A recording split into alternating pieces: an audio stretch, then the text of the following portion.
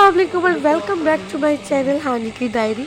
तो एक कड़कती और भड़कती सुबह के साथ आपको खुश आमदीद करती हूँ। वो इसलिए क्योंकि आजकल जो सूरज है वो बहुत ज़्यादा भड़क कर निकल रहा है।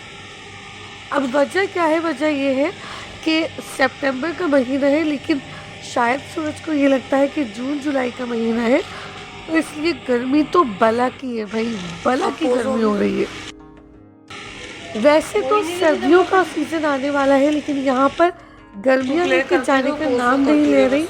जब दोनों मौसम आपस में टकराते हैं ना, तो भाई आपकी तबीयत तो ख़राब होनी है।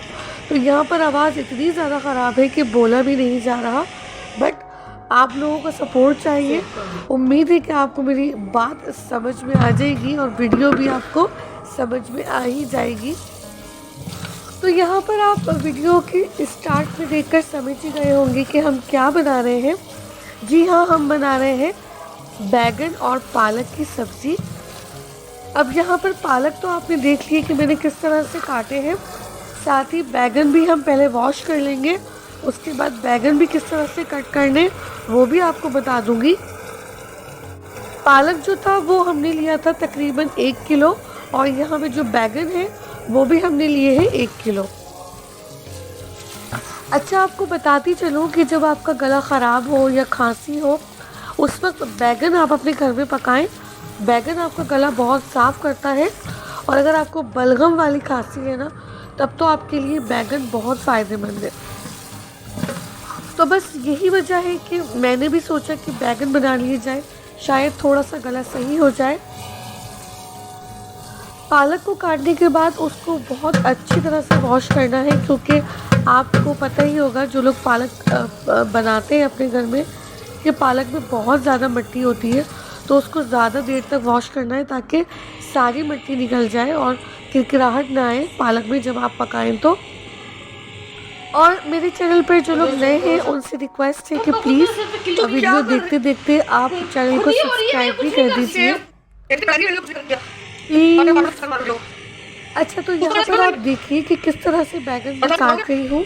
सबसे पहले जो इसकी टोपी होती है बैगन की, उसके जो एजेस होते हैं वो मैंने अलग कर दिए।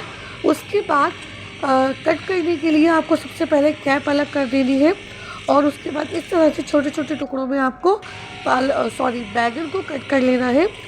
यहाँ आपने एक चीज़ नोट करी होगी कि मैं कट करते करते उसको पानी में ही डिप करके रख रही हूँ।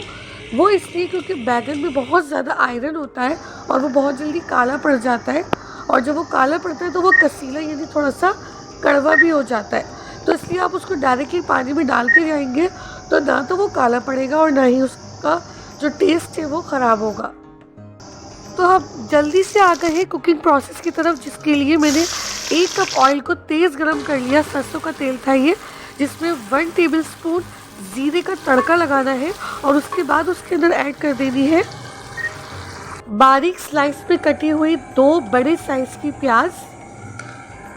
जब तक प्याज फ्राई हो रही है उस वक्त तक 4 बड़े साइज के टमाटर चॉप किए, जिसके अंदर मैंने शामिल कर दी 1 टेबल स्पून लाल मिर्च का पाउडर, 1 टीस्पून कुटी हुई लाल मिर्च, 1 टीस्पून हल्दी पाउडर, और 1.5 टेबल स्पून नमक या फिर हस्बे जायका नमक। तो जो प्याज थी उसको हमने बस हल्का सा ही ब्राउन करना है, यानी ज़्यादा ब्राउन नहीं करना है। बस हल्का सुनहरी रंग आ जाने पर हम इसके अंदर शामिल कर देंगे कटे हुए टमाटर, और साथ ही जो स्पाइसेस थे, मसाले हमने डाले थे, वो भी साथ ही शामिल कर देंगे। और यहाँ पर आपके बैगन को स्पेशल बनाने के लिए मैंने इसमें शामिल की है 1 टेबल स्पून सौंफ। अगेन सौंफ का फ्लेवर बहुत अच्छा होता है और साथ ही इसकी खुशबू बहुत अच्छी आती है। अब सारे मसाले डालने के बाद हमें इन टमाटरों को उस टाइम तक फ्राई करना है जब तक ये टोटली मैश नहीं हो जाते, भुन नहीं जाते। अच्छी तरह से मसाले को भूनना है। जितनी अच्छी तरह से आप मसाले को भूनेंगे, फ्राई करेंगे, उतनी अच्छी आपके बैगन की रेसिपी तैयार होगी। मसालों का कच्चापन बिल्कुल भी नहीं होना चाहिए। तो यहाँ पर आपके सामने मैंने देखे कितनी देर तक मसाले को भूना, फ्राई किया।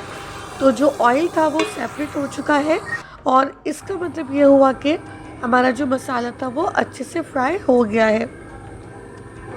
अब देखिए जो बैगन हमने काटे थे पानी में ही डिप किए हुए थे, जल्दी जल्दी से वो अब हम मसाले के अंदर ऐड करते जाएंगे। यहाँ आपने नोटिस कर लिया कि बैगन का कलर बिल्कुल ख़राब नहीं हुआ, मीन्स कि ये कसीले भी नहीं हुए, यानी इनमें कड़वाहट भी नहीं आई है। और बाज़ जो लेडीज़ होती है वो तो इतनी कारीगर होती है कि बैगन को काटते काटते ही जो है वो एक डिश के अंदर डालती जाती है मसाले के अंदर, और उनको पानी में डिप करने की भी कोई ज़रूरत नहीं पड़ती। मेरी खुद की अम्मी भी यही करती है कि डायरेक्टली कट करके जो है वो बैगनों को डिश के अंदर ही डालती जाती है और चलाती जाती है चमचे को। तो हमने भी सारे बैगन डाल दिए अपने तरीके से। अब इसको अच्छी तरह से मसाले के साथ मिक्स कर लेंगे। 2 से 3 मिनट के लिए मसाले के साथ बैगनों को फ्राई किया। उसके बाद हम इसके अंदर जो पालक हमने वॉश किया था कट करके वो भी ऐड कर देंगे।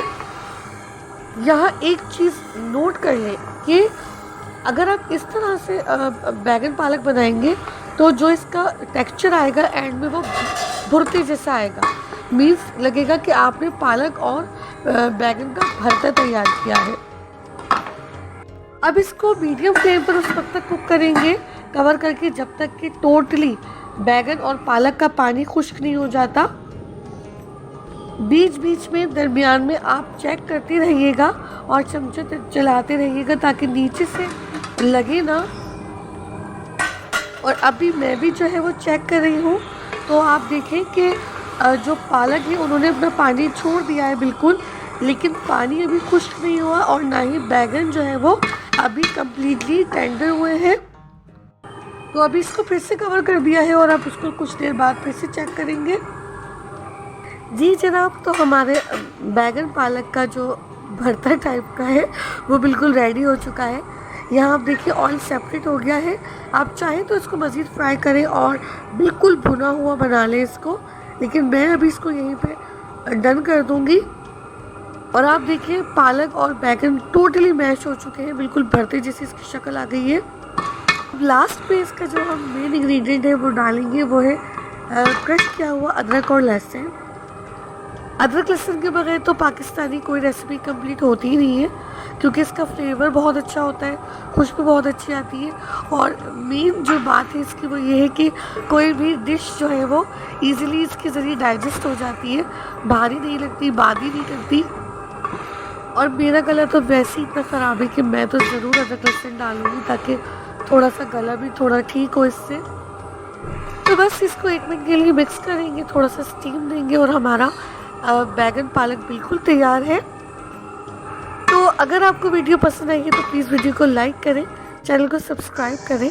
और जाने से पहले एक चीज़ आपको बता दूं कि जो लोग चाहते हैं कि उनका जो बैगन पालक है उसमें जो बैगन है वो खड़ा खड़ा रहे, कुछ इस तरह से नज़र आए, उसके लिए आपको क्या करना है कि जब आप इस तरह से टमाटर को भून लेंगे उसके बाद आपको डायरेक्टली बैगन नहीं डालने, बल्कि पहले आपको उसमें पालक डालना है। पालक डालने के बाद उसको इतना पकाना है कि उसका पानी बिल्कुल ड्राई हो जाए, उसके बाद बैगन ऐड करें और उसके बाद उनको पका लें। और आपका जो बैगन पालक होगा उसके बाद वो कुछ इस तरह से तैयार होगा, खड़ा खड़ा रहेगा।